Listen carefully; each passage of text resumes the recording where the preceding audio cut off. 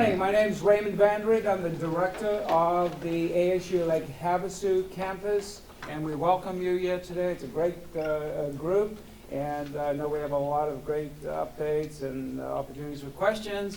We have the mayor. Before we do, I have some shameless promoting to do, which I've been asked to do. We have senior college that happens in February and March. There are pamphlets up here. Please come and take those. We also have several speaker series opportunities, especially in February, so take flyers there. And without further ado, I would like to introduce the mayor, the vice, David Lane, Donna is here. We have the city manager, and of course, our esteemed mayor, Sheehy.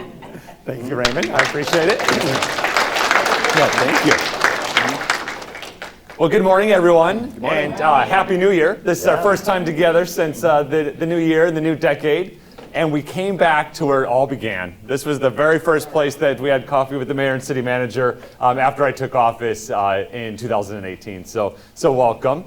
We figured we'd go through just a normal format. We'll go through some updates that are happening in the city right now, and then we'll open it up for any questions that anyone might have. So I know Raymond already introduced them, but again, Vice Mayor David Lane is with us. Welcome. And then Councilmember Donna McCoy. Thank you.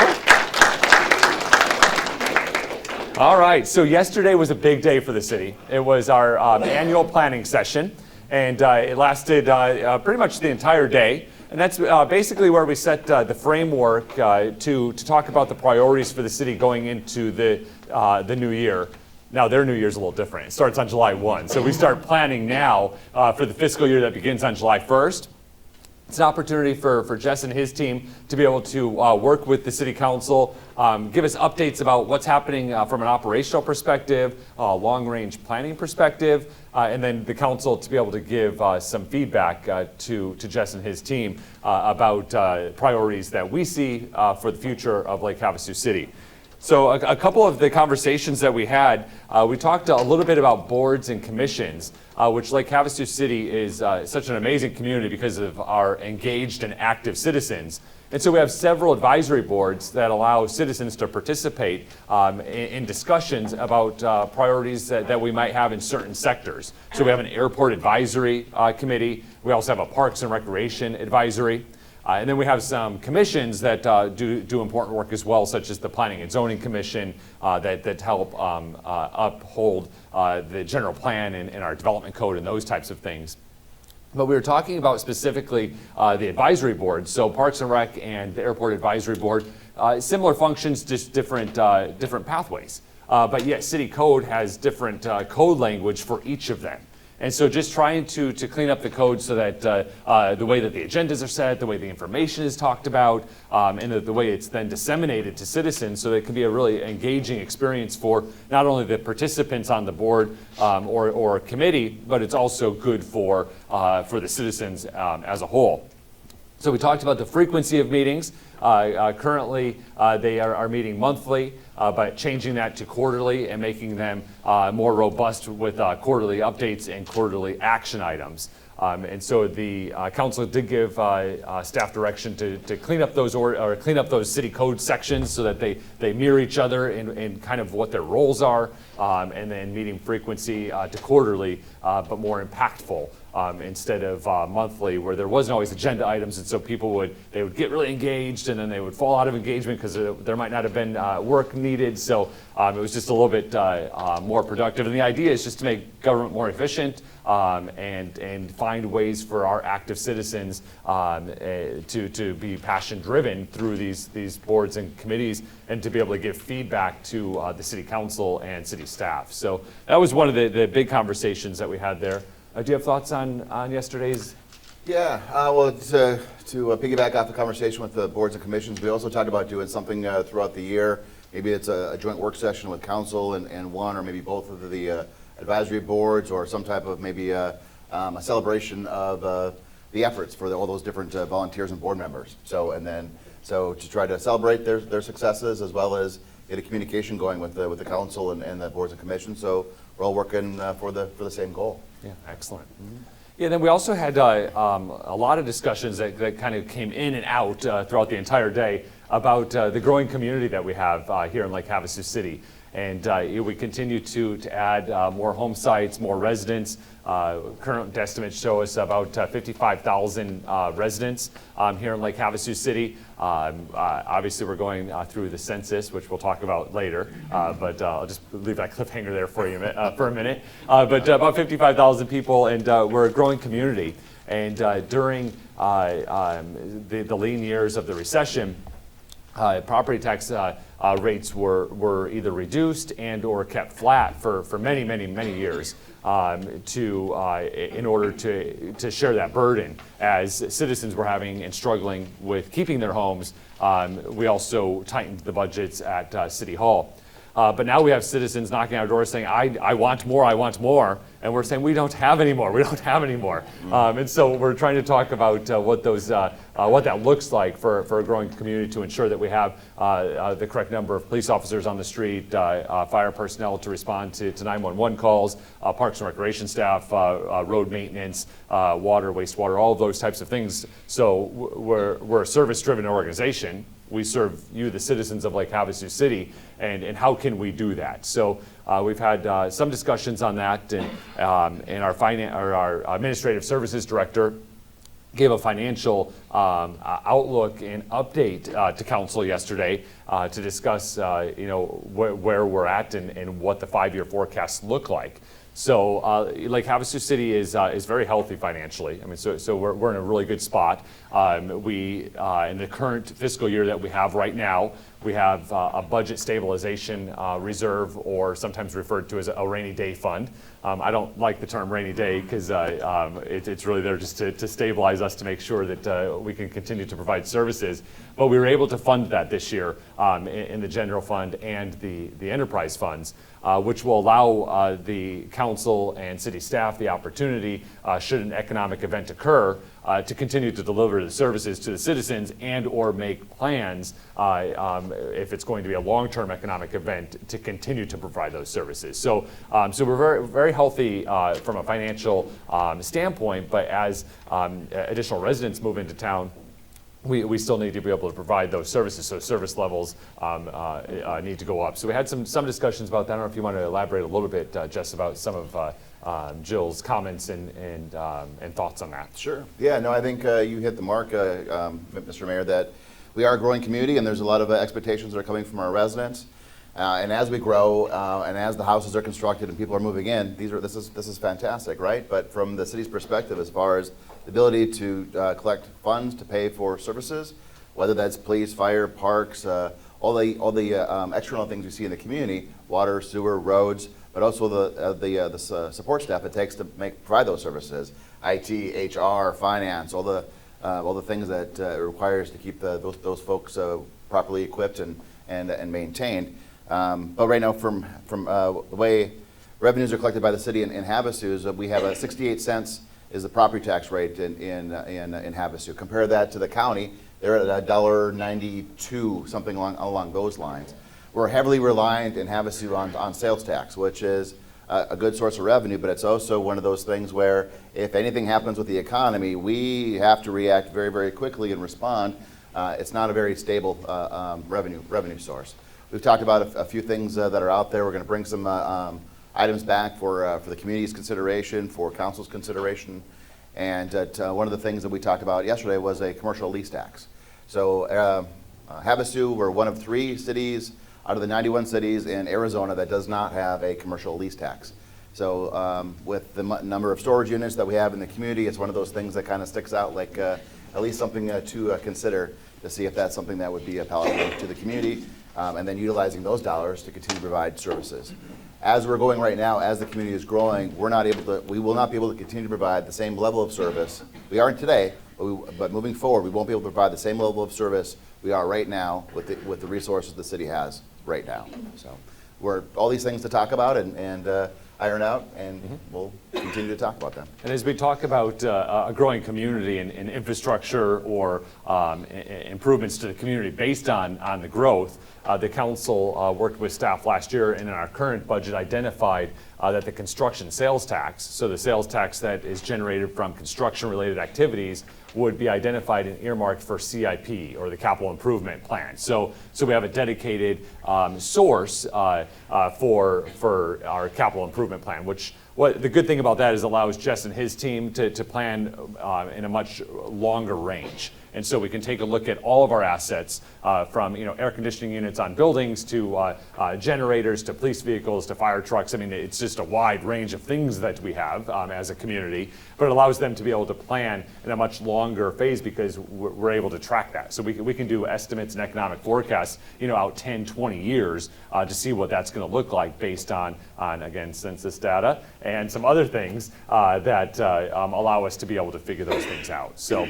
The other thing we discussed at the planning session yesterday, and we've talked about it here as well, is the municipal court and what that looks like.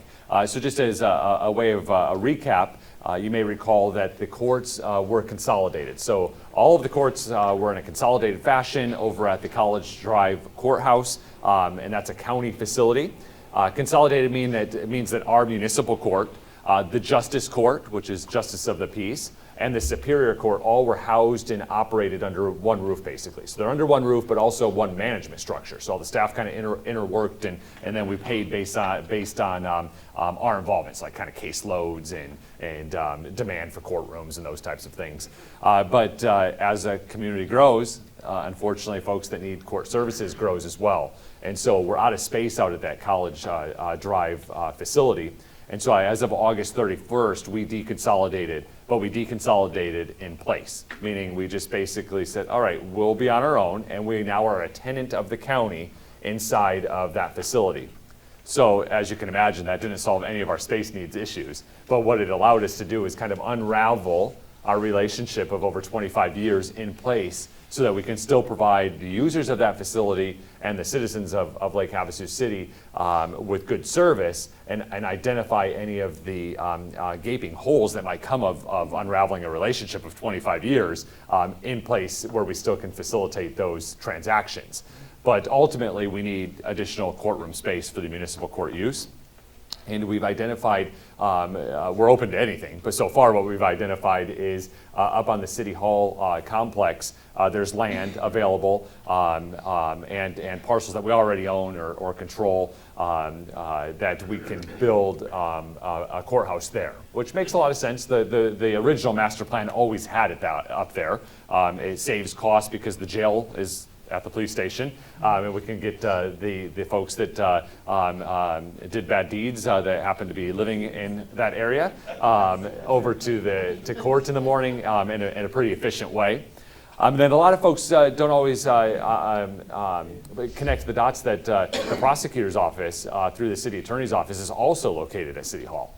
So, folks have to drive, our city staff from the prosecutor's office and victim services have to drive from City Hall over to the courthouse on College Drive, which, granted, it's only 10, 15 minutes, but doing that multiple times throughout the day becomes quite inefficient when if we're all on the same campus, we can save that time, but also have shared resources with hearing rooms and conference rooms and office space and some of those things that cost money, but aren't in the delivery of that service. So we had some initial conversations about that, and Jess and his team will be working on bringing ideas back to council on what that might look like.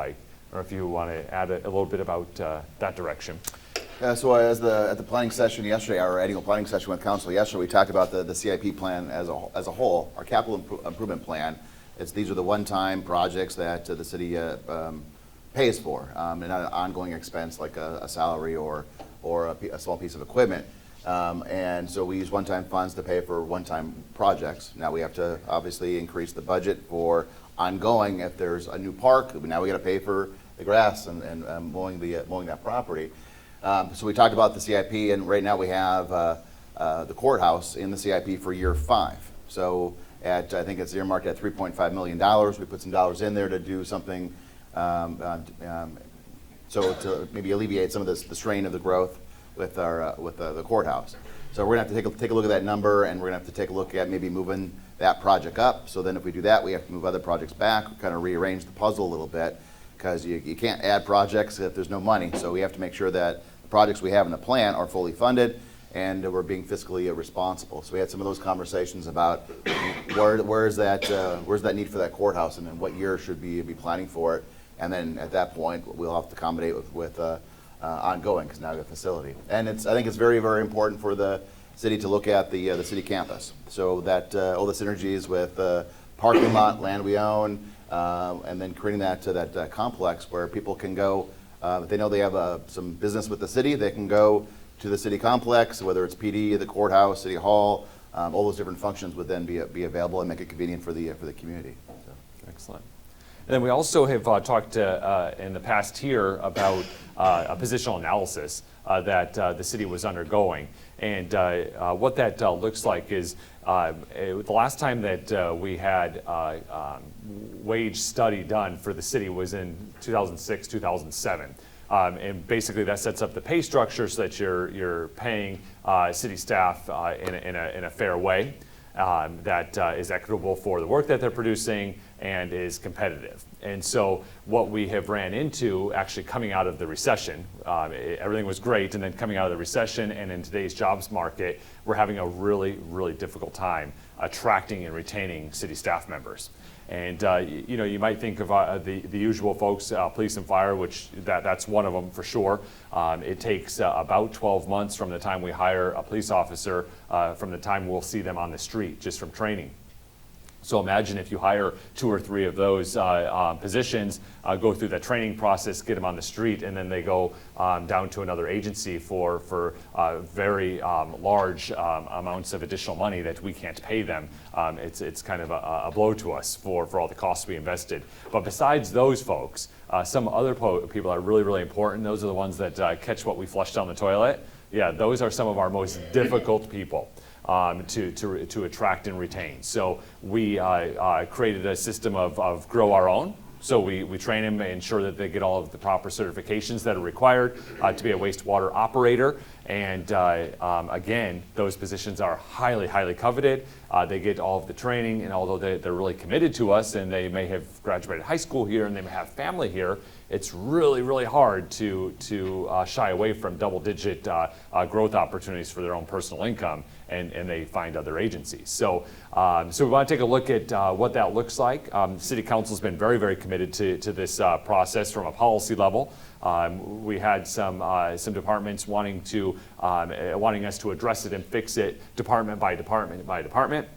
Not a good strategy for us at all, because if we band-aid those departments, it sure might be an immediate fix, but a long-term fix in the best interest of the taxpayers of Lake Havasu City, that is not the right strategy. So we talked with Jess and his team, and Jess proposed the idea of a positional analysis, and I'll let him explain what that means and what that does. And it was basically an 18-month process that the councils remained committed to. And I'll turn it over to you, Jess, to kind of talk about what it is and what it's going to look like that we'll see before this next budget year. Thank you. Yeah. No, I just kind of real broadly, broad terms, is we're engaging in a positional analysis, and the reason for all this is because, as you're saying, that we have turnover. The turnover rate for the city employees is a rate of a little over 10% each year, and with some departments we see very, very, very little turnover. In other departments we see too much turnover, and that's in PD, and that's in Public Works for the most part, and then there's other areas scattered throughout the city. So we invest in training and bringing these employees in, and then they're moving on to other organizations. What can we do to retain those folks? Now, we'll never be able to compete with the big cities. We're never going to be able to compete for a $10,000 increase in wage or things like that too. But our ability, the goal, again, in broad terms, is be able to look at the employees and saying, we're paying our employees at market wage. So, and I think that's very, very important for us to attract. There's a lot of issues or a lot of challenges, I should say, with attracting new employees to come to Havasu, right? So if you are going to get a job in Havasu and move to Havasu, that means your spouse or your kids or your family then has to you have to sell your home and come here. It's commuting from other areas is not possible in most circumstances. Our high cost of living, as far as housing, those types of issues too, are very impactful for attracting folks to this area. We bring people to interview, and we talk about what a great fit you'd be for Havasu. We'd like to bring you on board. They see it as a great fit for the organization, and then they start looking at the opportunities out there to where to live in Havasu. So there's some challenges that we're trying to address, and one of them is through the positional analysis, where essentially we looked at 10 communities in Arizona that are comparable, that are similar to Lake Havasu. Those don't include cities like Phoenix or Mesa or Tempe or the big cities. That's not they don't compare to Havasu, and we're not competing with those cities for employees. But we looked at our 10 comparable communities, and we'll match up what we're paying with what the average of what those communities are paying, and be able to make some adjustments moving forward. And then part of the process moving forward, where I get a little excited, is we talk about pay philosophy, and be able to identify how our employees are compensated. Right now we have a step plan. So each employee every year, regardless of of what happens within that course of year, is you receive your step, receive an increase in pay. So maybe we'll take a look at that and maybe tie some employees' performance to pay, and be able to motivate our employees to, even more so, to continue to provide really good service to our residents. And then we'll start talking about how the evaluation process and some more internal things on how we hold myself and all the city employees accountable for their role within the community. So. Excellent, thank you. So I thought since it's now the year 2020 that we should revisit our Vision 2020 and just give an update of what's going on and what all of that means. So about 5 or 6 years ago, we as a community started going down a road of what is Lake Havasu City of the Future going to look like? And so at the same time, Frontier Communications came out with an America's Best Community competition. The former CEO of Frontier Communications understood that their customers live in rural America, and they live in rural America across the United States. And as she was departing and leaving, she set aside money in trust for the America's Best Community competition to help grow and foster innovation in rural cities across America. And so 2 years post-retirement, she facilitated this entire program with the monies that she set in trust, and we embarked on America's Best Community competition. Lake Havasu City was one of the initial applicants for it, of the over 350 cities across the United States that initially submitted to be a part of it. We made it through the quarterfinals, and then the finals, and the semifinals, and we made it all the way down, and we were named a $2 million grand prize winner for America's Best Community from Frontier Communications. We've received that $2 million, but the way that we received it is through the hard work of so many of our citizens in Lake Havasu City. We embarked on a journey to find out what the Lake Havasu City of tomorrow was going to look like, and we put together a town hall, actually here at ASU, and over 200 people showed up and spent an entire Saturday here at ASU going through the different aspects of what the Lake Havasu City of tomorrow is going to look like. Every group, every organization, civic, fraternal, business organization, faith-based, community service, citizens at large were invited to attend and participate. Now, there was a caveat. You had to sign up to go, because it was a long-range plan and there was some follow-up that had to be done. And so we needed to be able to get a hold of you for the follow-up. And so that 200 people came together, and we invited Arizona Town Hall, which is a premier organization in the state of Arizona, nonprofit, that facilitates community conversations, and they facilitated a conversation. At the end of this day, the most magical thing happened that you could ever see is we have 200 people all sitting in a room at round tables, having very high-level, thoughtful discussions about what Lake Havasu City of tomorrow is. And at the end of the day, this whole plan comes together, and you have the retired judge that's reading out the words that we all came, and 5 pillars of change were created. And those 5 pillars of change were economic development and job creation, tourism and place development, education and talent supply, water, and community engagement. So those 5 pillars of change are what led to the Vision 2020 Economic Development Revitalization Plan. It's a mouthful. There was tactics at each level of those 5 pillars that we were going to accomplish and set out to accomplish. Those tactics were led by then community volunteers. The task force was over 50 citizens of Lake Havasu City that volunteered to be a part of it, all separated into these 5 different groups that then facilitated these types of changes. So the reason I wanted to revisit it is Vision 2020, some folks believe that that means everything was going to be done in the year 2020. I was in the initial stages of that group, and really it was more about clarity and having 2020 vision about what the Lake Havasu City of tomorrow was going to be. So just because the clock turned January 1st, 2020 did not mean all of our boxes had to be checked. And some people are saying, well, how come it's not done and you guys aren't doing anything? So I thought, well, let's have a check-in. Let's kind of just by history tell you where we've been and what we're doing. So a couple of the great things that are happening is once the money was won, so once the $2 million came to Lake Havasu City, we re-engaged the community of folks that spent that entire Saturday at ASU, brought them back in, and said, now we have $2 million, but we have to spend it according to the competition rules on priority projects. And what are those priority projects? So a variety came forward, but 3 rose to the top. The first one was the Downtown Catalyst Project, and we've talked about that several times. That is an area in downtown that would be a shining example of public-private partnership that would allow other folks in the downtown, or showcase to other folks in the downtown what is possible. But it also would bring traffic downtown. And as many of you know, what makes retail and vibrant areas successful is people. And so the Catalyst Project was identified for the corner of McCulloch, and I always say it wrong. Right there at the corner, we have that big empty lot that the city purchased, and we currently own it. It's an asset we have. And the Downtown Catalyst Project, we're in the process right now of engaging private development.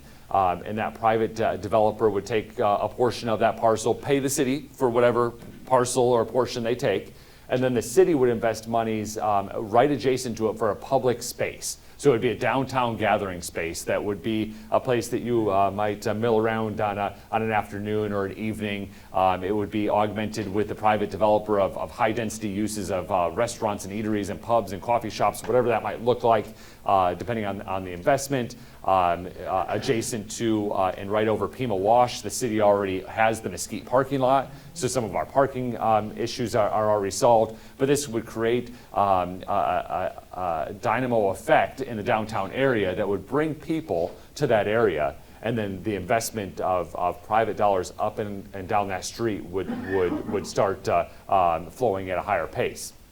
And some have said, well, how do you know that? And so I just always want to take people back that have lived in Lake Havasu or visited Lake Havasu City for many, many years. If you look at McCulloch Boulevard of today and just compare it to 10 years ago, which 10 years is a short amount of time in economic development and long-range planning, it's a completely different place. It's very vibrant with restaurants and attractions and our First Friday events that will be happening tonight. There's lots of things that are happening. The facades of the buildings of the restaurants and eateries, and now there's a conglomerate down on the western portion of the street. Is that west? Westish, down in the lower part of McCulloch, but the facades of those buildings all look completely different, and so as that development goes, it will continue and broaden all of McCulloch. And some of the things we talk about with housing that's affordable or workforce housing, places for people to live, Lake Havasu City is running out of land. And so the only place to go, and I know this sounds horrible to many folks, but the only place to go is to go up. And there's areas identified in our general plan that was an 18-month process as well with citizen involvement, that have areas for density where you can go up that don't impact views, but allow the density to go. Again, that was approved by the voters and actually brought forward by those voters in those task force. But the McCulloch corridor is one of those areas. And so with this public-private partnership in this area, the city would retain on to that public space. So 2/3 of that area that's currently there, 1/3, half of it, whatever it becomes, will be an area of pride for our community. And so that was one of the projects, and we're still working on it. The reason why it hasn't happened in all of these 4 years, so people are saying, well, you had 4 years to do it, why haven't you done it? Is it needs for it to be a true catalyst, it has to be the right thing. And so we've had folks come to us and offer some options, and we told the citizens of Lake Havasu City that it would be a public-private partnership. Public, Lake Havasu City, and private development, private money. What's been coming forward has been like public, private. That's not what we told everyone. That's not what we all bought into. That's not what we spent a whole Saturday developing this plan to do. It was public and private. So one of each. And so we're getting closer, and I think by waiting, we're going to have the right mix when it's there. The next project that rose to the top after we won the $2 million was the Environmental Learning Center. That is an opportunity where everything water would happen in Lake Havasu City. So right now there's several agencies that have impacts on water quality, water use, water safety, lake quality, all sorts of folks that have a say in it. And let's bring all those together under one roof and make sure that we're the experts in water, especially Colorado River Basin water, and the drinking water that supplies drinking water to so many people in the American Southwest. We need a facility that's going to do that. Augmented by the city already operates a wet water lab where we test all sorts of things water related to ensure that we're delivering good quality water to your taps.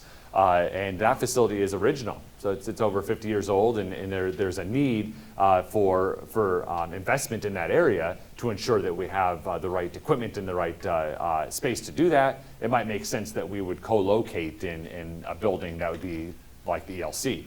So $500,000 of the $2 million was allocated. Again, that's the winnings, so not city money at all. And City Council approved the second half of the feasibility study based on the recommendation of Pillar 4, water. They came forward and they said, like, Havasu City, will you facilitate the contract? Because we don't know how to. And we do. We have engineers, and we have procurement professionals, and we have planners. We have people that can facilitate the agreement, which basically just means ensuring that the contract is properly executed. And so we agreed to do that for Pillar 4, and they have indicated the phase they're in right now with the final phase, which they hope to have done by midsummer, will identify funding partners and feasibilities for this facility. But that the city would have no additional economic input into this at all. That they believe through grants and donations and funding sources and other partners coming together, that would be able to fund this project in its entirety. So that project is right now in that planning stage using the winnings from the America's Best Community competition. And then the third project that rose to the top was the co-location space, which is a place where entrepreneurs would co-locate in a building, startups or even businesses that might want to move out of the kitchen table and start scaling into what the next iteration of their business model might be. We currently have F106, which is located on London Bridge Road, which is a co-location space that has been open for about 3 years. To ensure proof of concept, and it's busting at the seams. There's no more space available down there, and the Partnership for Economic Development is taking the lead on this, augmented with winnings from the ABC competition, and I believe we will start seeing some really good progress this year about a building in the downtown area on McCulloch that would have this co-location space that would help augment some of the other things that we found. So those are the three things that get the most noteworthy discussion about the Vision 2020 plan. There is so many more amazing things that are happening every single day because of Vision 2020. So I'll just highlight a few of those because they don't generally get talked about because they're not fun, they're not buildings, they're not huge investments, but they really are making a great impact on everyday citizens of Lake Havasu City. And some of those are the apprenticeship program facilitated by the Lake Havasu Area Chamber of Commerce. This is creating an apprenticeship where folks that have a desire to go into the trades industry, which is a great industry to go into, have some skill training and have an apprenticeship with plumbers and electricians and those types of folks. So, you know, a lot of folks say, hey, you have to go to a four-year college, but they get out of four-year college and they call and they can't get a plumber to come fix the toilet. It's a big problem, right? We need tradespeople. So that's happening today and impacting everyday citizens with career opportunities and career pathways when they leave high school. We also have the Certified Tourism Ambassador Program, which has, it's going through its first year of renewal. Go Lake Havasu took over that program, but we've trained over 450 people through the Certified Training Ambassador Program, and it continues to be a very successful program. We also have things in the educational sector.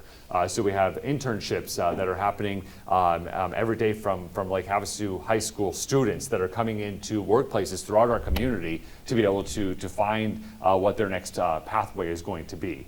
So those are just three of the many additional things that are happening with the Vision 2020. So I don't want you to mistake that the 2020 on the Vision 2020 means it's done in the year 2020. It's really about clarity of a Lake Havasu city of tomorrow that we've been working on. So I know I got on a soapbox for a minute. So Dave, you have any thoughts on it? Yeah, I think a really good overview of where we're at with some of those projects. But just we talk about Lake Havasu City, and a lot of times we intermingle Lake Havasu City, the community, with the local government. Those dollars that were awarded through that process, that were awarded to Lake Havasu City, the stewards of those dollars is a partnership for economic development. So those dollars aren't sitting in a city coffer, and we're making decisions on how this is going to be spent in this way or that way.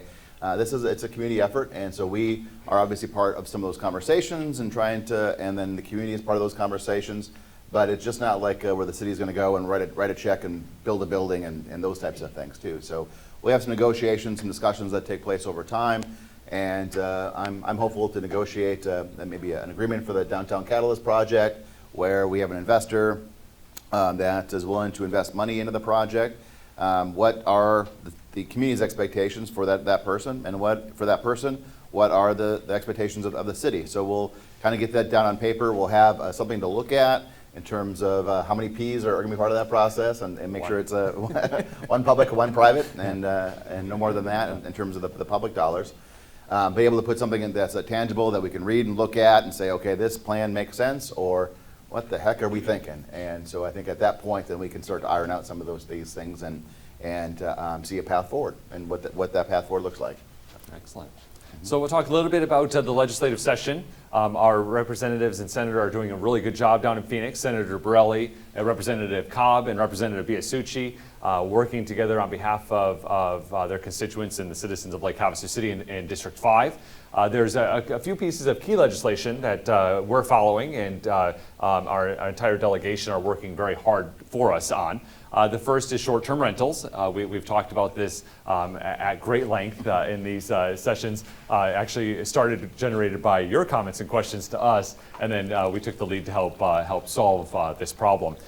So short-term rentals, vacation rentals, those types of things. Lake Havasu City, it's always been a really important market mix for us. We've had them since day one. You know, people have been going to the river or going to their summer home or their winter home in Lake Havasu for years and years and years, and it just worked.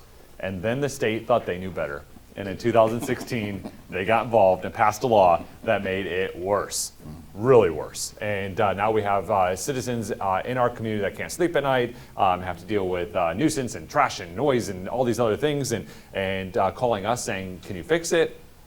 We can't fix it because state law preempts that from us. So we worked really hard last year with the governor's office and our delegation to make some change, which was really, really difficult because Governor Ducey was the leader in getting involved in 2016, thinking that it was innovation and technology with some of the new platforms that were coming online. Governor Ducey has always wanted to be at the forefront of innovation and technology. So what he was told and what the legislature was sold was that these technology platforms would provide an outlet for grandma to rent out her casita in the backyard and make a little bit extra income in her retirement. Sounds good, right? Who wouldn't vote yes for that? That sounds great. Yeah, that's not what it turned out to be. It opened up where now Wall Street's involved and buying up homes in neighborhoods across America and renting them out as mini hotels and residentially zoned districts. And it's created huge issues, not only for housing availability, but for noise and nuisance and zoning violations and all these types of things. But again, preempted by state law, doesn't allow us much to do. Not just a Lake Havasu City issue, and not just an Arizona issue. This is across the country. I mean, there are certain sectors of our country that have turned into undesirable places because of some of this stuff. So trying to rein that back in. So the governor was like, all right, I'll concede a little bit in 2016, and he did. He said, but enough, like one and done. Don't keep coming back to me every year trying to get something done. Oh, we didn't say okay to that, of course. And so we saw him in August at an annual conference of cities and towns of Arizona. And mayors and council members from across Arizona made sure that Governor Ducey knew that that was not okay, and he conceded. And not only did he concede, he also had quotes in the paper saying that he conceded. So that was a victory for us. And so we went to work right away, and now we're working on some additional legislation that allows us to control vacation rentals and short-term rentals as needed for each community. So more local control. Like Havasu City's solution is different than maybe Page or Sedona or Flagstaff. And in fact, we had a really good ordinance that was in place prior to the state getting involved in 2016 that worked really well, that allowed citizens to coexist in the environment in which Lake Havasu City is and not have any issues really. So if you had an issue with a neighbor that had trash or noise or whatever, we were able to deal with it and move on. And it just wasn't a large issue. So that's one that's working its way through the legislature now. You want to talk a little bit about SLIF maybe, or? Sure, yeah. SLIF is State Lake Improvement Funds. And that was something that was in place prior to the recession. And when the state was dealing with all the different issues financially, they took away a lot of money and used it for other sources. So for example, our HERF dollars, Highway User Fund dollars that goes for local streets, the state panicked and took some of those dollars and started paying DPS or Department of Public Safety and with those funds. With SLIF funds, they took those funds and took it away from the projects that were funded, and I can talk about those in a second, but they took those funds and instead of providing local dollars, they took that and they funded state parks. So they've undone some of the things that were done, all the sweeping of funds that occurred during and right after the recession, including restoring HERF funds. Now we're working with our state leadership, and they're really fantastic in terms of the conversations we've had with them on restoring SLIF funds back into the state budget. SLIF funds in Havasu in years past, it's a competitive process, so and there's a kind of like a grant process to compete for these set of dollars, but they're only available for river communities or those that are on the water. The source of SLIF funds is the gas tax that we all pay, but it separates out the gas that goes into the boats with the gas that goes in the vehicles. And the gas that goes in the boats should be used to supplement and enhance the experience on the water. In Havasu, in years past, prior to those funds being swept, were used to purchase our fireboat. It was used to purchase a couple of our police boats.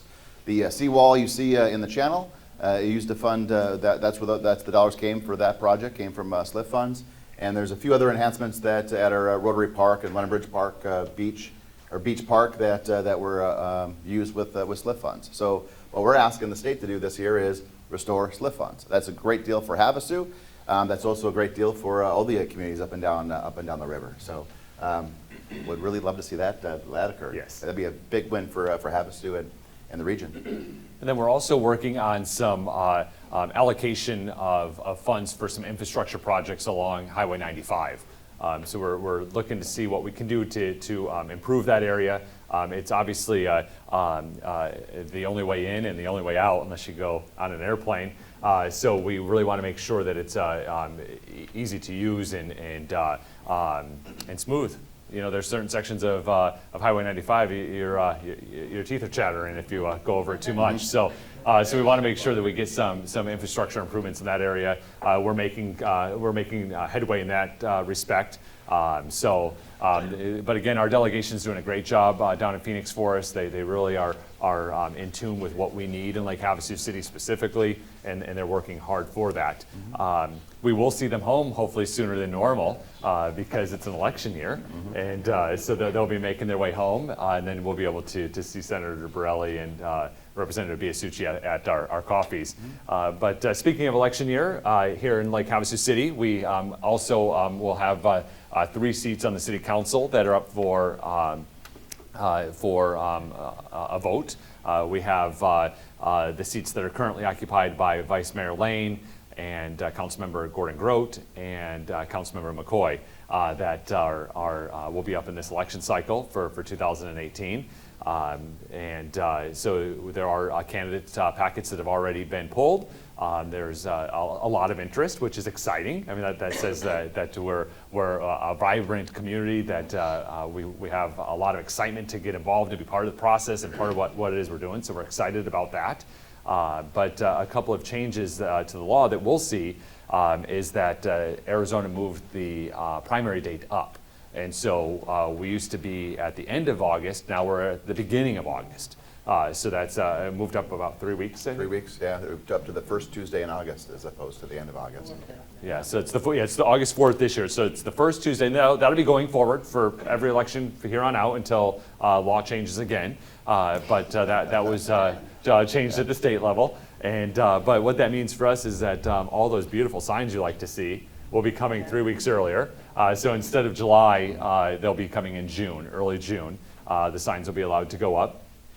Early voting will start much sooner. So if you were an early voter down at the community center, that'll happen 3 weeks earlier. So don't go during your normal time frame because you might miss it because of the cycle. So the primary is again August 4th, and then the general remains the same. It's still that first Tuesday in November. But last cycle we had at the city level, all of the candidates were elected during the primary. So don't stay home during the primary. Make sure your voice is heard and you vote in the primary. So the office of mayor and our 3 council members all were elected at the primary because of the way state law works on the majority of the vote. So it has something to do with the calculation on the majority of the vote. And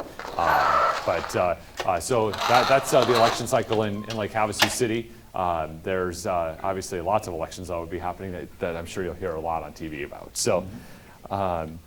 Another issue that already, right? Yeah. Another cool thing that Senator Borelli is working on is a veterans home.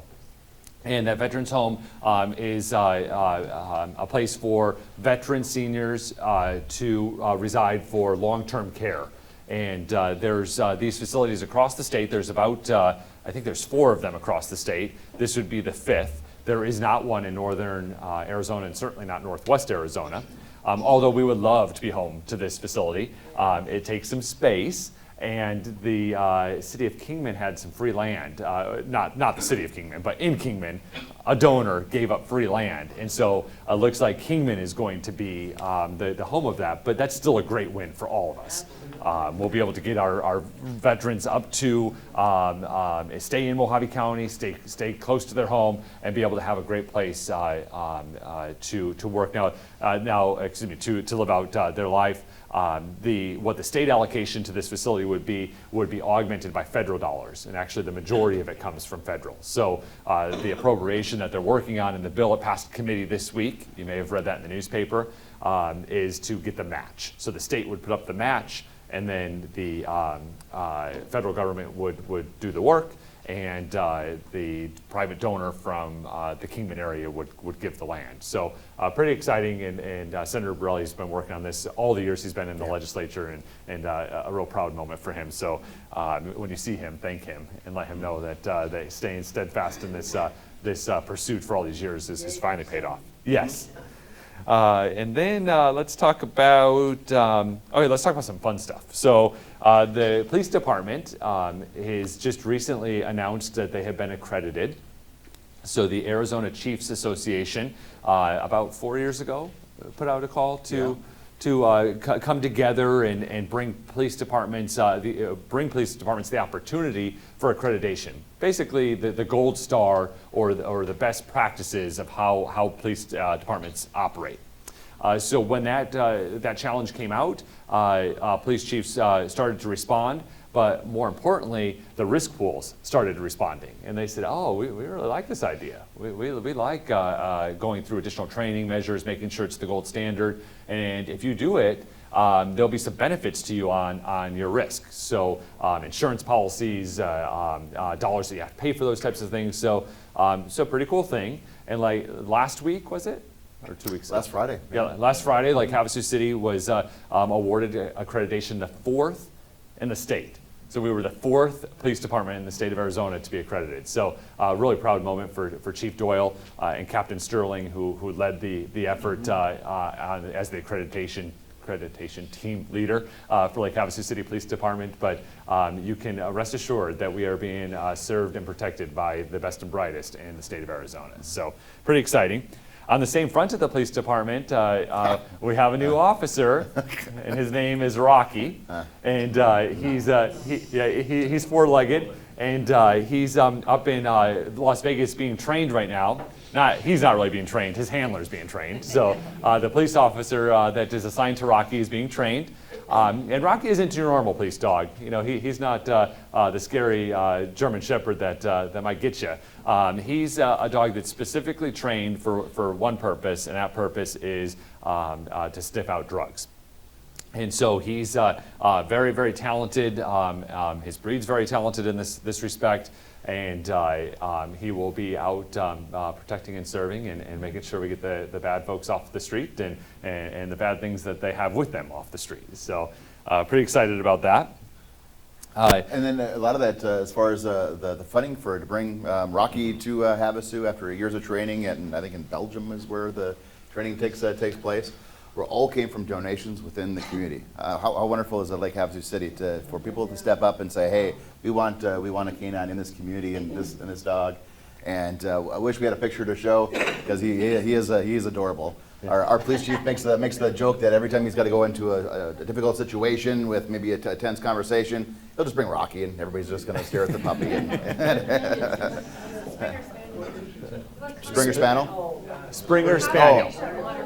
Yeah, if you go to our the city's Facebook page, we got some pictures out there, and then some news about an upcoming event with regards to Rocky. So, yeah, we're going to bring him to a council meeting here in the next month or two, and maybe at a difficult meeting so we can distract with Rocky the canine.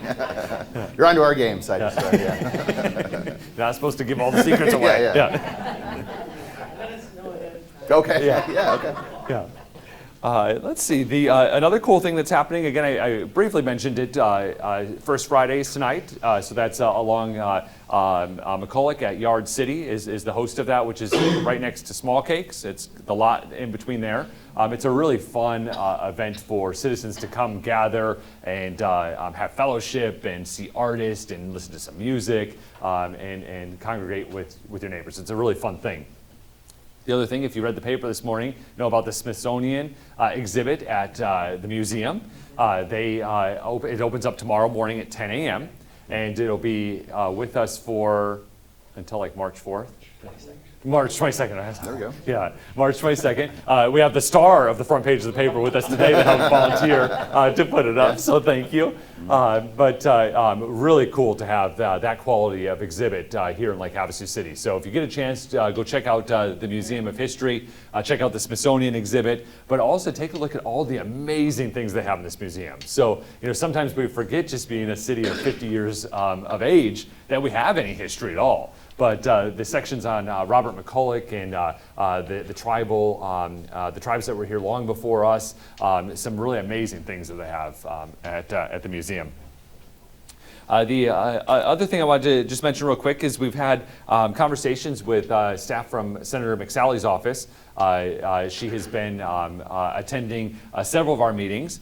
We have a Tri-City Council, which are the city councils of Lake Havasu City, Kingman, and Bullhead City, that we come together to work in the best interests of things in our region. And at our most recent Tri-City Council meeting that was held in Kingman, they rotate around each meeting. So this one happened to be in Kingman. We had an update from Senator McSally's office, and she's continuing to work really hard for rural Arizona and ensuring that we have common sense legislation or no legislation, which is also a good thing too. Just don't do anything. But they are working really hard for us. So we're glad to have that connection with her office. And also she'll be in town. She'll be in Lake Havasu City in February. So stay tuned for those dates. We also have Governor Ducey will be here on Thursday, the 13th of February, and he'll be doing a State of the State address. It is hosted and sponsored by the Lake Havasu Area Chamber of Commerce. Tickets are still available if you're interested. You can call the Chamber of Commerce at 928-855-4115 or go to havasuchamber.com. And you can register to go to that event. He'll be here. He actually gave a State of the State address last year around the same time. We'll again do it this year. I'll do a State of the City address right before Governor Ducey presents to us, and he will take some questions from the audience after his remarks. So we're excited that the governor's coming back to our area and be able to see everything that we've been doing in Lake Havasu City over the last year. This weekend also is Winterfest, which is a fun event that folks have. So if you are driving in the McCulloch area, please be alert because McCulloch Boulevard will be closed down, so take alternate routes. But if not, just park a car and go check out all the vendors and see what's going on. Again, another fun event that we have in Lake Havasu. That'll be both Saturday and Sunday. So this Saturday and this Sunday. So I think the next thing is census, and then we can go to your questions. Okay. All right. You want to take it or you want me to take it? Yeah, I could start. Okay. And then I want to point out we have some nice shirts in the audience. And Vice Mayor Dave Layton's got his Everyone Counts Census 2020, and Jerry's got her shirt on too. So this is very, very important. We're now in February. Next month, the census is going to be sending out postcards to the folks in the community and asking them to go take the number that's on the postcard, go to their website and fill out about, I think it's like 10 questions about how many people are in your household. We're really asking the community to band together, talk to your neighbors, talk to your friends, and talk about the importance of census so we can maximize that count for Lake Havasu City. Why is it important to maximize that count for Lake Havasu City? Is because the taxes that we pay as residents, we all pay into a gas tax, we pay into a state gas tax, we pay into a state income tax, we pay into our registration for our vehicles, and state sales tax, income tax, registration, and gas tax. So, and then those dollars go to the state, and then those dollars go back to the cities based on population. So if we want to maintain those levels of services, we talked earlier about a growing community and the need for us to have the resources to provide excellent service to the community. Census is another way to bring those dollars that we already paid back to the community so we can use those dollars for roads and fire, police services, all the support services it takes to accomplish those things. That's the city's perspective, right? The census also helps fund after-school programs and kids lunches through our school systems.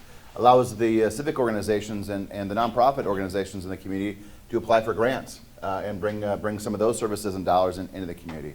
Also allows a realistic count of demographics within the community, allows us to have conversations and to attract potential businesses and retail and otherwise jobs to Havasu. So a lot of times when site selectors for economic development are thinking, where should I locate my business? They're going to look at the communities and the demographics, and they use traffic counts and other things. But those are the things that puts Havasu on the map to say, hey, come to our community and provide us with more jobs and services and business within the community. So that's my little elevator spiel on why the census is important. Yeah. So put it in dollars and cents. It's estimated about $400 per household is what the shared dollars coming back to the community would be from the state and federal government.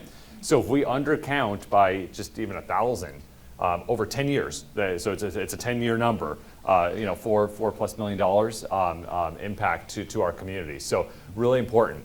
So if you could share it with your family and your friends and your neighbors and hard to target people. So if you know anyone that might be maybe in a nursing facility or in a shared care facility, make sure that they understand. If you know anyone in their 20s, let them know. Just because they've never been counted before. So they're now head of household. And they've never been through a census before. I mean, they were with their parents, but... We've had people approach us and the kids that age are the mid-20s, early 20s and say, what's a census? And we take those things for granted because 10 years ago, they weren't a part of that process. They were 16 years old. Right. Yeah, but their head household now don't know they're supposed to be counted. So anyone in their 20s, let them know what it means. It's the U.S. Constitution requires the census. So it's not, although we say it's to get shared tax dollars and grant fundings and all those things, which is very, very true. It's in the U.S. Constitution that every 10 years we stand up and be counted. So there's real deadlines to this. So the way the census works, I believe October 1st, which is the start of the fiscal year for the federal government, the census data has to be delivered to the president. I mean, it's written in the Constitution that way. So very, very important to do that. So please share it and keep an eye out for your postcard. If you don't get your postcard by the first week of March, start looking for how to get your postcard in the first week of March. Some of the addresses or some of the folks that have like P.O. boxes and those types of things aren't going to get that card. And so it's really important that you recognize you're not going to get the card and answer your door when they come. So, no, because it's physical addresses, and then it's going to be primarily online this year. So what you're going to get with this postcard is get the postcard and read it, because there's a unique identifier code on the postcard that correlates to your household. So you'll go onto the website, put that code in to authenticate your household, fill out the data for your household, and then submit, and then you're done. So do something with that postcard when you get it. We have lots of questions like I live in Havasu for 6 months or 4 months, or how do I decide whether I should check the box for Havasu for the census or other ones? We ask the census those questions. They say, well, wherever you're going to spend the most time. They say, well, wherever you're at on April 1st, which is a census day, and a couple other things that they tell us in terms of what determines, and they're not always the same. So how we communicate that, we talk to the census folks and say, well, okay, we're going to say to the community that if when in doubt, check the box for Havasu. So that's so if there's any questions with regards to where do I, if you're in Havasu on census and you're here where this process is happening, fill it out for Havasu. Yeah. So just always default to Havasu. This is just the best way. With this and everything else. Yeah. All right. So we have hands starting to go up, and the good news is we're moving on to this section of the program anyhow. So we'll start with Jenna. Yeah. So for the census, I worry that the technology piece will be a barrier for some of the older folks who maybe aren't that's necessary. Is there any kind of mechanism in place to maybe meet at the library and have people help them to log on and fill that out? Yeah, so the question is that because it's primarily online, that it might be a barrier for certain segments of our community, particularly the older segment. Is the question, are there any solutions that we have for that? Yes, the library has free computer access, but there also will be outreach organizations that will be helping populations that have been identified that might have a particular additional need with assistance to that. The U.S. Census is also hiring. So we talk about the impacts to Lake Havasu City, but if you want some extra cash, they're hiring. So you can go to their website and apply for a job, and you can be a census worker. And so the process is the first stage is postcards. If you don't fill out the postcard, that doesn't mean you're off the hook. Then you get someone knocking on your door. If you don't answer your door, it doesn't mean you're off the hook. They're going to keep knocking until you answer that door, and they'll track you down. So, so there are some ways to get it done, but at the end of the day, those census workers, they're diligent, so they'll make it happen. Holly, you had a question? If you don't go on a computer, which I don't. Yes. then there's somebody's gonna come to my door, there's not a paper thing we fill out and hand in? I think or- they're telling us that the process is postcard and then another postcard to remind you about the previous postcard. And then I think at a certain point, there will be a hard survey that does go out, and then people will start knocking on the door. So otherwise, we'll have a computer at City Hall in the lobby, so that's an area to come in, and whether it's the library or the lobby at City Hall, we'll have some space there and maybe some folks to help you out through that process if And that's MCC's helpful. library is open to the public too, and we had about 28 computers. Lovely. Yeah, thank you. That's Yeah, great. so- Yeah, MCC? Yeah, so Mojave Community College is open here in the Lake Havasu campus for their computer lab. Nancy? While you guys are moving forward on your budget, I do want to be mindful of the fact about our property taxes. As you said, we have not raised them in a long time, but most of us have just gotten our property valuation, and we're already getting an increase with that. And if we're trying to save the housing market, because of the values of our homes are almost doubled in the last 10 years, people have been coming to me saying, why would they do that when, where's that money going, where there's been an increase to you? So I was just gonna say that I've had a lot of people concerned about a property tax increase at this time, which might even further cause more housing problems. Sure. You look at that property tax bill, and you're dead on, right? The valuation is going up, and it's putting a strain. So it's one of those things that we want to talk about. We're not coming to say, hey, this is exactly what needs to happen. It's all these things need to go through a conversation. But just for a little bit of a background, with regards to that property tax bill that we all get in Lake Havasu City, there's a whole list of line items that are on that property tax bill. And there's one for the city on there. On average, some are a couple percentage points higher, some are a couple of percentage points lower, but on average, your property tax bill, about 7% of those dollars comes to Lake Havasu City.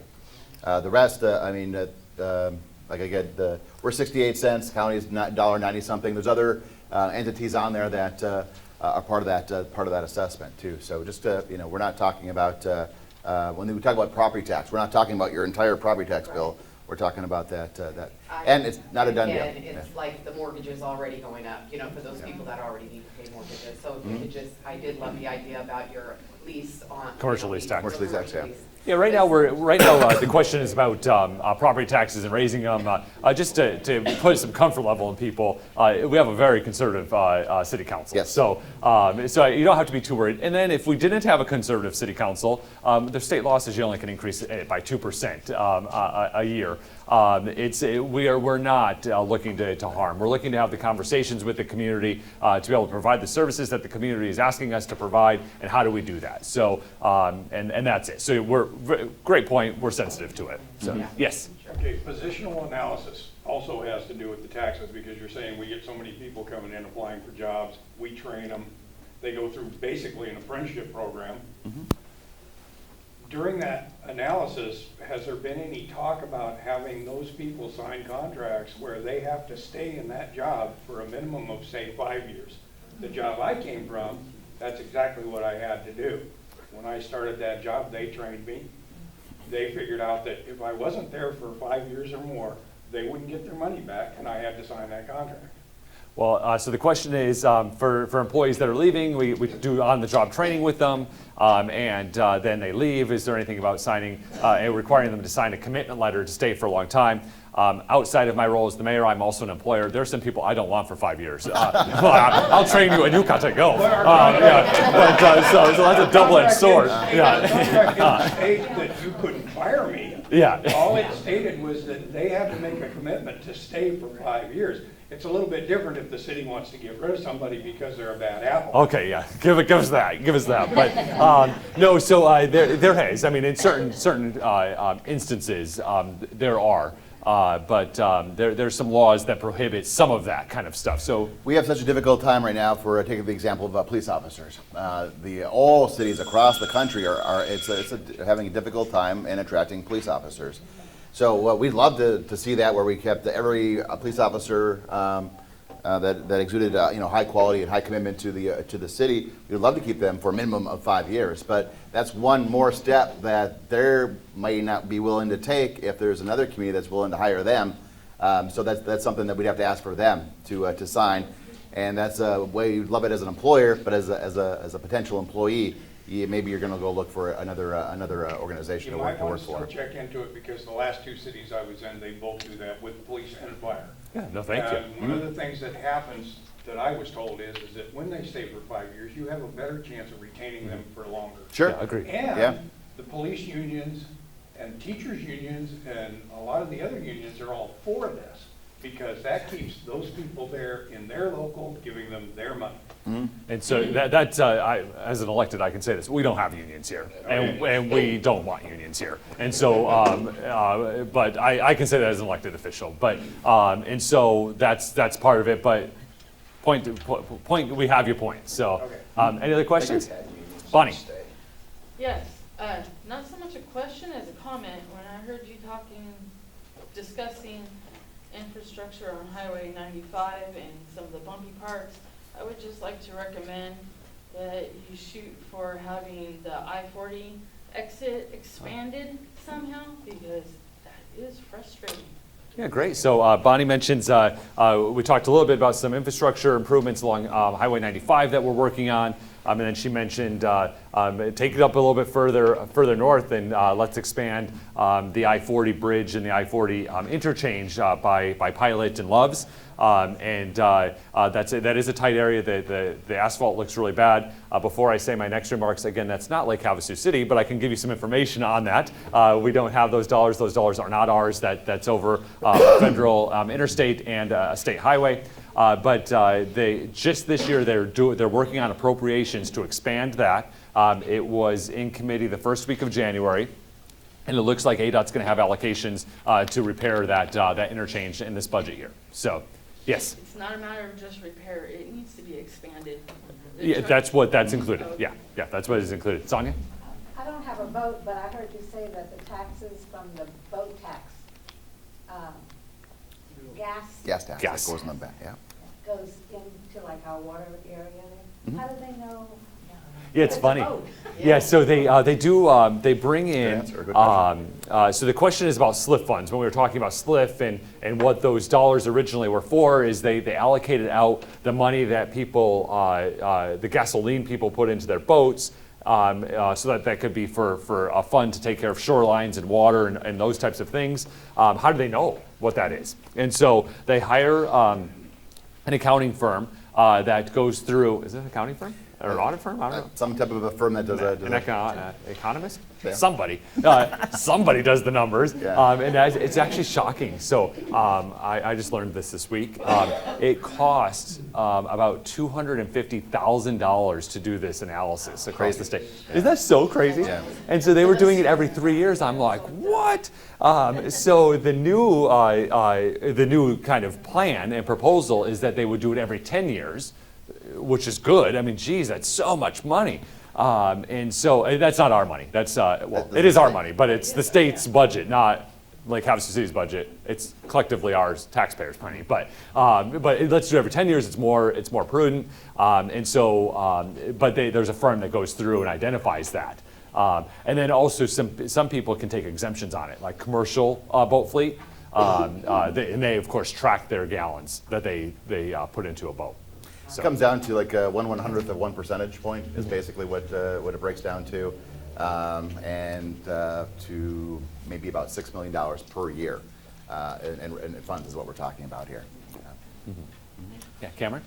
So with the census and the P.O. box problem, is there a fix, is there a solution for that? Because in like you started talking $4 million for every 1,000 we miss, there's got to be at least a couple thousand P.O. boxes.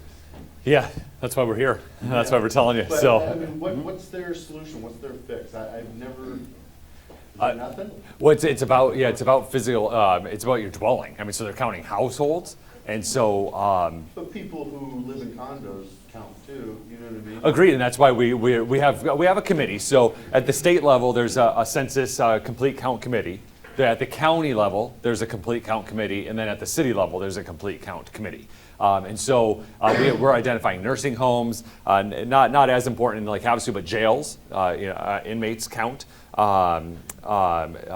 shared care facilities, vulnerable populations, students, homeless. I mean, everybody needs to be counted that's in the United States of America. So there's different task force that are working with different populations that are identified, even down to socioeconomic. So neighborhoods, again, not as relevant in Lake Havasu City, but certain neighborhoods that across the state that might have English might not be their first language. Those types of things. There's folks that go out and do outreach.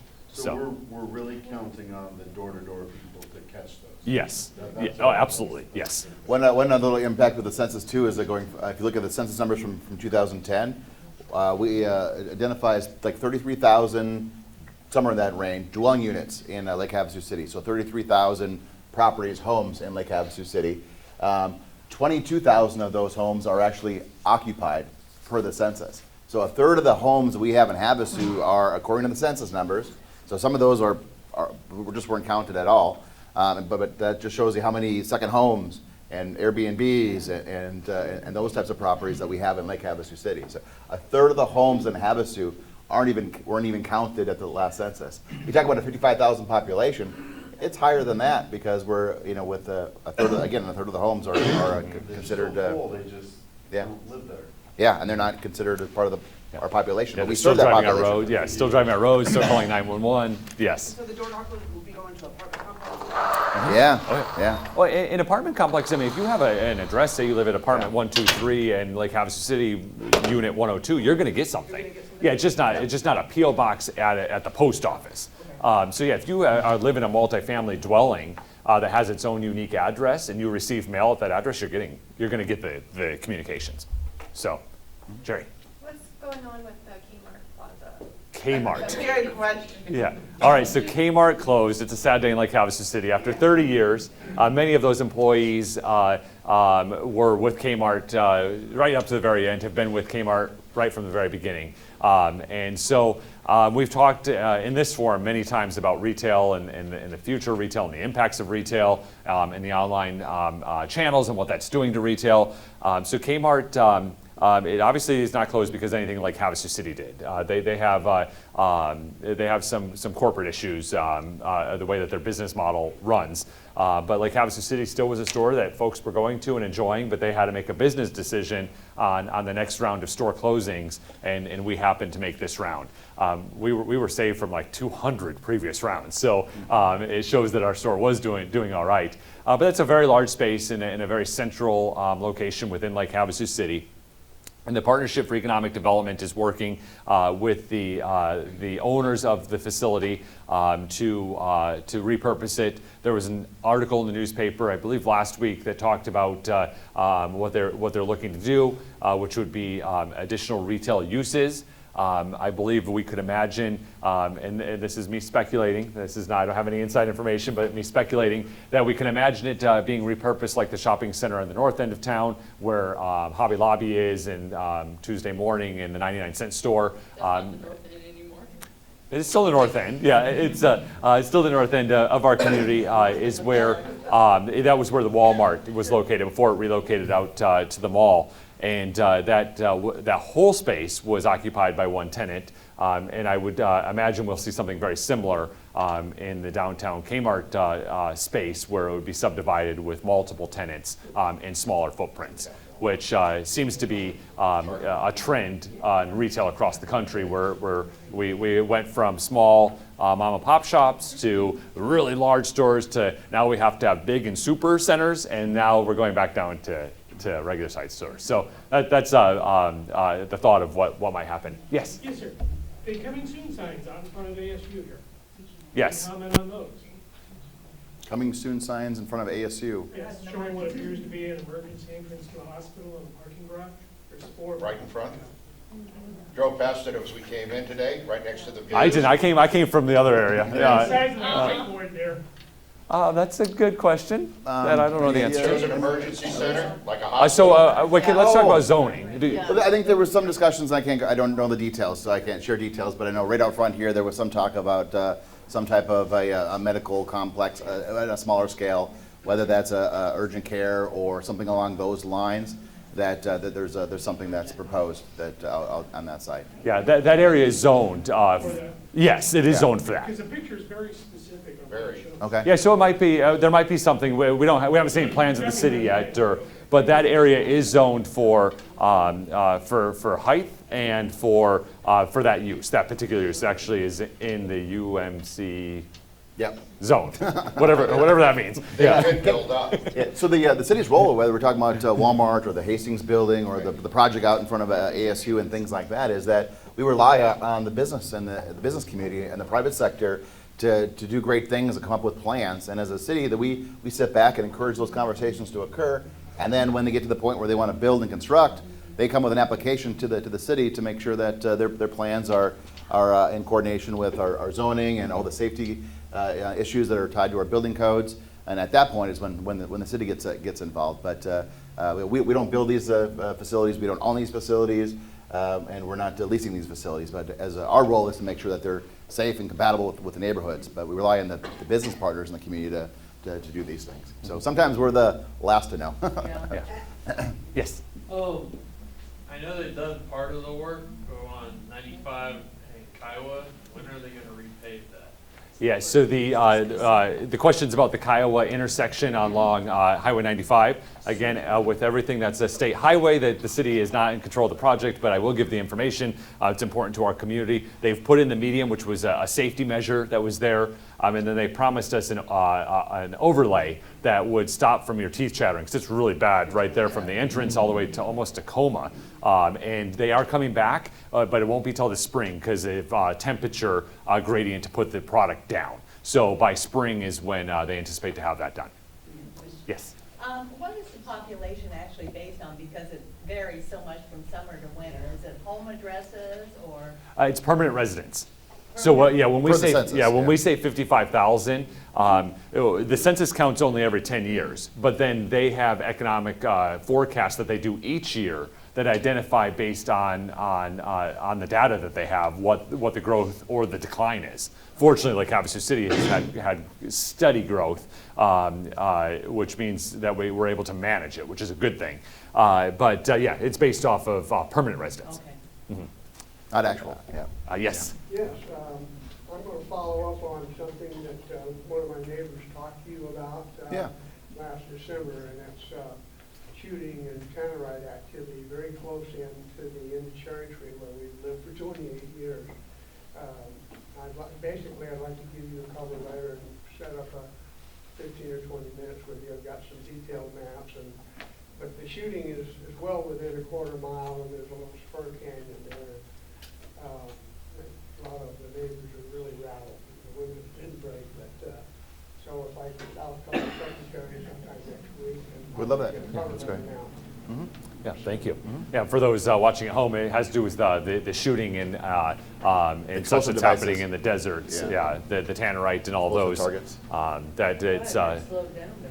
Yeah, it's a little difficult for us just because we don't control the land. It's outside of our city limits, but it's still. I think that's Bureau reclamation, but I think the city limits takes a little bit of that wash, the El Dorado wash. There's about a 1/10 of a mile wide, right behind our house, and we're just right up at the end of Old Cherry Tree. Yeah, sure. If this activity is occurring within the city limits, yeah, we already do respond. And the land further to the north, just past it, is still state trust. Yeah, that's where it gets a little difficult when it's outside our boundary on state land or on BLM property. But I have some interesting information to share with you. Yeah. And then we'll see. Obviously, a big concern for the people in that area. You talk about the houses are shaking because people aren't getting out in the desert.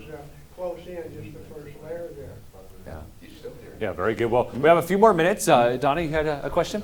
I saw an article in the newspaper about the sports complex falling through. Do you have any other information about that? No, that the Hastings site, the old Hastings building, is the question. There was a proposed sports facility that was going to have different sports uses for folks to go into. It fell through. The paper indicated, I don't know any more than what the paper said, but the newspaper had said that that it was premature to announce that it was going to happen in the first place from an economic feasibility standpoint. So we're still working to try and find new folks for Hastings, but there's a unique challenge at Hastings, the Hastings site, and we should call it something else, but hopefully there'll be a new tenant there soon. But it's the building's for sale. Anyone can buy the building. That's great. The building does not come with the land. Right. So the land is on a lease. And so it's very difficult for folks to want to purchase land, because it's not like you can say, okay, I don't like my landlord of the land, and I'm going to take my building and go home. Right. You can't do that. So I it's really wondered if hard. that was Yeah, part so of that's really the challenge potentially- out there right now. And the folks that own the land, is my understanding that they don't really have a whole lot of interest in selling that land with it. So it's going to be the right and unique person, but it happened with Hastings when they moved there. They were on the land lease too. So there is somebody out there. Yes? Hi, Adam Romano with the Allied Arts Council. Thank you for your support of events like First Friday. That's going to bring younger people more involved in the arts to town. Fantastic. And us as people need to support that by buying from these artists. Right. As an artist there, after an event, I go and I ask everybody that's been involved, how much did you make? Did you make any that made it worth it to come out and show your wares? Almost everyone is making a very, very, very little of money, not even $5 to do this and to show their art. So we as a community need to support the arts in that manner. The Allied Arts Council also needs membership. I read in the newspaper the other day that the education department gets for school supplies for the students $1,200. Now, I curated an art show 2 weeks ago, and we raised $2,000 that we're going to donate to the schools for art supplies for the primary and the middle school and some into the high school. So that's going to double their art supplies right out of the gate. It's going to change the way these kids can learn art. Learning art is going to help them grow in the rest of their endeavors. So I plead with everyone, help us support the artists. Go to the museum as well for their exhibit. They also have a lot of beautiful paintings in the museum. So the more support of the artists we have, the better. Thank you. So a member of for those at home, a member of the audience is with Allied Arts and is in the art community, and just wanted to thank us for our support of arts in our community and the impact that arts make on young minds, and to continue to support the arts. What that looks like is when you come to First Friday tonight, bring your wallet and go to the ATM first and buy from our local artist, and then let them know we appreciate what it is they're making, and take advantage of all of the art And that was programs. the Allied Arts Council? The Allied Arts Council, and they are seeking Is there a website out there? new membership, AlliedArtsCouncilHavasu.com. Okay. We're a dwindling organization as younger folks are not involved, and we need more involved. Perfect. Yeah, AlliedArtsHavasu.com. .org. .org, sorry. Okay. Cal? Yes. Also, I just wanted to mention, MCC is actually going to have a Smithsonian display in August. Excellent. Yeah, so, So we'll get that out to the community. yeah, Mojave Community College will be having a Smithsonian exhibit in August. Well, more information to come. Was there a hand over here? Yes. 95 is very busy, you know, it's getting busier and busier. I live on the south side, you know, by SR over there. Those, and you guys keep adding some lights, which are very dangerous because people don't want to slow down when they go up and cannot slow down when they go down. Did you guys ever consider to build some runabout instead of light over there to get the traffic a little bit? Yeah, so it's about the traffic on 95 and how we have busy, the roads are getting busier, more traffic lights, and people, they're dangerous because people are stopping and going and still trying to go really quick, and maybe roundabouts and some other alternatives. Again, State Route 95 is not like Havasu City, and we have to work through ADOT, but they don't have right-of-way large enough for roundabouts or exits. They don't have enough land that they own. But what we are working on, Bullhead City installed it recently, is synchronization of their lights and controlled synchronization, which if anyone's been up on Highway 95 in Bullhead City by their retail area and the Anderson Fieldhouse, they have really large events with multiple thousands of people in there at one time. They're able to reprogram the lighting when they have folks exiting the facility at the tune of 3,000, 4,000, 5,000 people, and be able to get all that traffic dispersed. The technology, in speaking with the mayor of Bullhead City, it still needs some tweaks. It's not perfect, so I'm so glad they are doing the guinea pig work for us. And once that's done, we've already been working with our ADOT engineer to try and bring that technology here. And that's actually been part of the discussions with some of the 95 infrastructure needs that we were asking the state for. But roundabouts like a freeway, they just not enough right away. Because the light also costs a lot of money. With does? a roundabout, when it's built, it's like, Yeah. it's basically Yeah.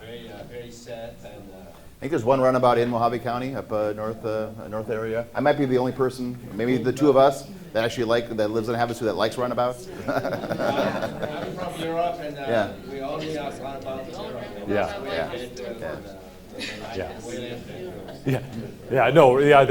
I'm surprised that you got this far with saying that word this many times without everyone getting up yet. But yeah. So, run for the door, sir. All right. So I'll be around after if anyone has any additional questions. But we're running out of time. But as always, we like to finish with some fast facts about Lake Havasu City. So we'll share some of those with you. We do that. Our next coffee with the mayor and city manager is on March 6th, which is the first Friday of March. And we'll be located at the Views, which not too far, just one parking lot down. So last year, you may recall, we took a tour of all government-owned facilities. Not necessarily city-owned facilities, but government-owned facilities. So where do our tax dollars go? ASU is a state university funded through taxpayers of Arizona. That's why we're here. But this year we're gonna stick with the theme, and we're still gonna do government buildings and/or unique and curious places to go. Meaning, if people say, "Well, what is that?" We'll get access, and we're going to take you in there. And so there wouldn't be a need for us to go to the Views necessarily, unless you had a particular interest or wanted to go. So we'll take you to that, and we'll do additional unique or curious places in the future. So of this year. So that's going to be our theme of this year. Some of our fun facts are so in 2019. Our EMS total emergency request was 8,563 total requests. Just for fire, right? Yeah, just fire. Yeah. And of that, medical or EMS was 5,300 of those, 5,300. We had 150 fires last year. So they responded to 150 fires, and then there was about 3,000 other things that they did.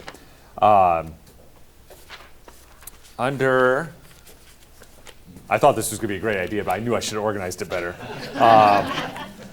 when I did it. Oh, okay. So, calls for service for the police department in 2019 was 24,070 total calls of service. Isn't that crazy? Huge.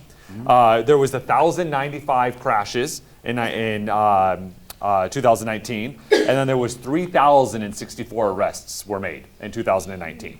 So when we talk about that, of course, the police officer is the one making the arrest, but the impact of what that happens when someone gets arrested, they have to visit our courts, which we operate, and they have to be visited by our prosecutor's office. So, and then the victim, whatever reason got arrested for, then the victim is served on the other end from city staff as well. So it's just good to know how all that comes together.